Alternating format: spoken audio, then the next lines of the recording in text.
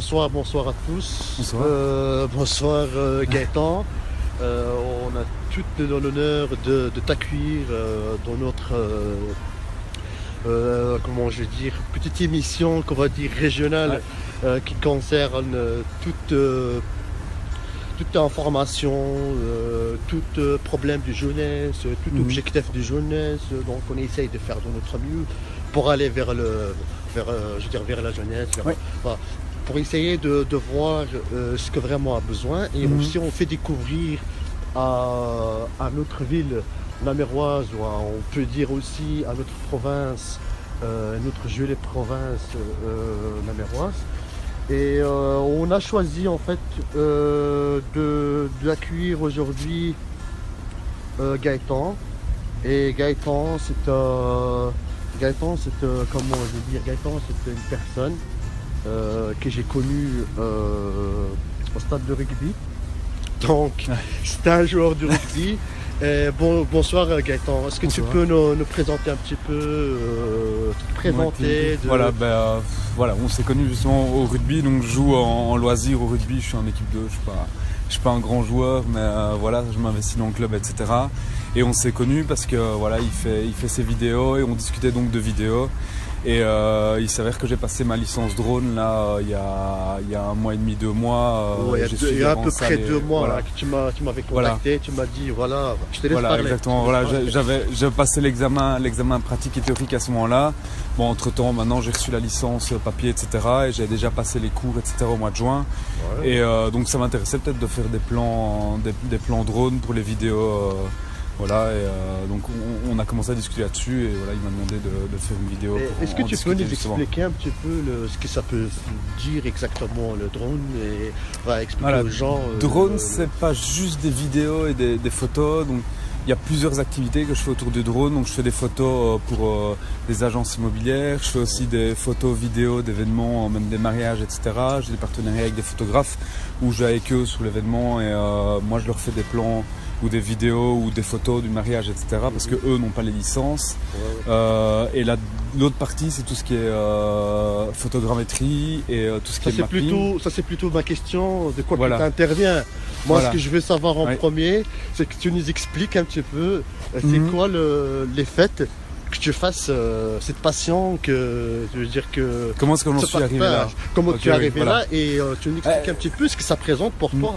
Voilà, moi en fait le drone à la base c'est une passion, donc j'ai fait de l'aéromodélisme, des avions téléguidés, des planeurs, etc. depuis que j'ai 12 ans.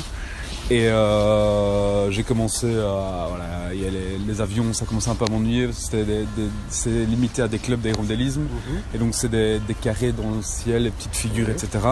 Et j'ai acheté pour partir en Nouvelle-Zélande et à Hawaï un drone que j'ai utilisé en Nouvelle-Zélande et à Hawaï, mais j'aurais voulu l'utiliser aussi en Belgique. Le problème c'est qu'en Belgique la législation est très stricte. Donc en loisir, on peut même décoller dans son jardin, c'est une entorse à la loi. C'est ça que j'allais poser. C'est ça que j'allais poser comme question après. Tout de suite. Mais en fait, parce que je sais bien que les gens peut-être ne savent pas. En fait, les gens peut-être croient que tu prends, tu pilotes. Non. Je sais qu'il y a des démarches administratives, il y a des autorisations à obtenir, etc. Est-ce que tu peux nous expliquer un petit peu avec un petit détail? Donc voilà, il faut savoir qu'au-dessus de 10 cm au-dessus du sol, c'est plus notre propre propriété. Donc même si on est sur notre terrain, c'est déjà une facilité que donne la DGTA, donc la Direction Générale des Transports Aériens, de laisser les gens voler jusqu'à 10 mètres chez eux. Donc en loisir, on peut voler jusqu'à 10 mètres, on ne peut rien faire de commercial. Après, il y a 2 niveaux. Il y a le niveau B où là, les gens peuvent voler à plus de 50 mètres d'un obstacle, d'un animal ou quoi que ce soit. Donc c'est vraiment pour les gens qui veulent faire des vols en campagne. Là, ils ont le droit de faire du commercial. Et il y a la classe 1 qui, elle, permet de faire des vols même en agglomération, par exemple à un citadelle, etc. Elle permet vraiment de faire ce qu'on veut. Et ce qui n'est pas permis, on peut déroger à la règle et demander une autorisation pour pouvoir voler dans des circonstances, par exemple de nuit, etc. C'est interdit. Si on a l'autorisation, on peut faire ces vols-là, mais c'est spécifique à un endroit pendant un laps de temps, etc. Ok, d'accord. Vous écoutez, donc c'est un message à passer aux gens aussi. Ce qu'ils ont la drone, ne filmez pas chez vos voisins parce que c'est interdit. Moi, je ne savais pas. Il y avait déjà quelqu'un de mes voisins qui est passé par les jardins à un certain moment. Moi, j'étais sur Bruxelles. Je voyais, mais je savais pas que c'était. Il fallait une autorisation. Il fallait. Voilà, J'aurais attaqué la personne parce qu'on peut pas. C'est la vie privée. Voilà, non, il peut voler ton jardin.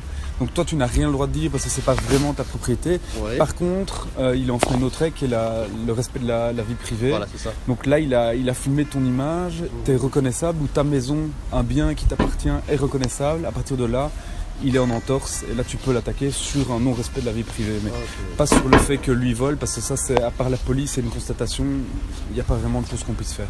Est-ce que je t'ai posé la question comment on peut devenir pilote de drone ou pas encore? Non, pas encore. Donc comment est-ce qu'on devient pilote de drone? Moi, je suis arrivé là par passion, donc c'était un intérêt, je voulais pouvoir voler en Belgique aussi, pouvoir faire peut-être une activité complémentaire avec ça. J'ai eu une occasion, donc j'ai suivi des cours qui coûtent, enfin voilà, des cours qui en fonction de l'école coûtent assez cher, donc c'est 3 journées de formation complète, et puis des cours pratiques, même si je savais déjà voler, il y a des cours à suivre. Ensuite il y a un examen théorique, un pratique, et en fonction, voilà, ici c'est pour la classe 1, donc c'est assez complet, ça prend beaucoup de temps, ça coûte beaucoup d'argent, et la classe 2 coûte moins cher, mais permet beaucoup moins de choses. Ok. Est-ce que alors tu penses alors plus tard que cette passion deviendra un métier pour toi, je suppose? Donc quand tu nous parles de la progression que tu fais donc avec les études, etc. C'est pas pour laisser tout ça en repos, c'est pour les. Enfin, voilà, c'est déjà une activité complémentaire, donc je fais ça en dehors de mon boulot. Après, le but pour moi n'est pas forcément d'en faire mon activité principale. Parce que voilà, à l'heure actuelle c'est intéressant, il y a beaucoup de choses qu'on peut faire avec les drones, mais l'évolution veut qu'à un moment ça va devenir autonome. Donc on va continuer à faire des vols et des vidéos, je pense, c'est un avis personnel, mais je pense qu'on va continuer à faire des vidéos et des photos aériennes. On va continuer à suivre des événements, pensez etc. à nous, il ne faut pas nous oublier. Oui, non, ça, on en a déjà parlé. Voilà. On a déjà parlé, donc mais, on aimerait bien, je te coupe un petit peu la parole. On aimerait bien travailler ensemble sur un sujet, donc on va appeler ça un petit projet de tournage. Donc, mais voilà, on va essayer de faire comme on peut aussi, comme on dit toujours, parce que les autorisations, voilà, c'est pas facile. Et je laisse terminer parce que j'aime bien couper la parole, c'est pas bien. Et donc il y a une autre partie, donc tout ce qui est photogrammétrie, tout ce qui est mapping de terrain avant construction, avant terrassement, etc. Toute cette partie-là, à terme, va devenir automatisée. Donc l'engin de chantier, même il y a certaines grues qui travaillent maintenant déjà avec des drones, les agriculteurs travaillent avec des drones. Et à terme, il n'y aura plus besoin d'un pilote derrière. Et les autorisations seront assez libres. En ce moment, il y a Amazon qui est en train de tester à Saint-Tron des livraisons par drone. Donc c'est un projet pilote, c'est aussi une dérogation aux règles, donc ils ont des autorisations spéciales, mais ils sont en train de faire les tests en ce moment, et il n'y a plus de pilotes, il n'y a plus besoin de pilotes à l'heure actuelle. C'est bien tout ça, tu le fais découvrir énormément.